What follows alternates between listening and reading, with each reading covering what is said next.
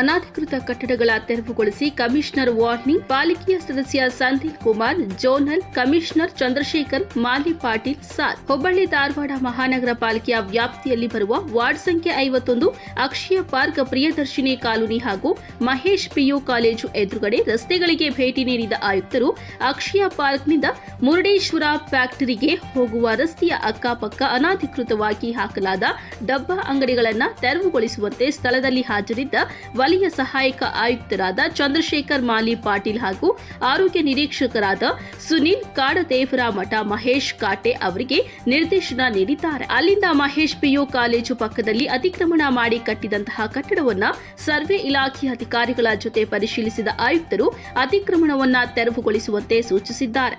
ಅಲ್ಲದೆ ಎಆರ್ಟಿ ನಗರದ ಕಾಲೋನಿಗೆ ಭೇಟಿ ನೀಡಿದ ಆಯುಕ್ತರು ಪಾಲಿಕೆಯ ಜಾಗದಲ್ಲಿ ಅನಧಿಕೃತವಾಗಿ ನಿರ್ಮಿಸುತ್ತಿರುವ ಕಟ್ಟಡದ ಕಾಮಗಾರಿಯನ್ನು ಸ್ಥಗಿತಗೊಳಿಸಿ ಅತಿಕ್ರಮಣವನ್ನು ತೆರವುಗೊಳಿಸುವಂತೆ ಸ್ಥಳದಲ್ಲಿ ಹಾಜರಿದ್ದ ವಲಯ ಸಹಾಯಕ ಆಯುಕ್ತರಿಗೆ ನಿರ್ದೇಶನ ನೀಡಿದ್ದಾರೆ.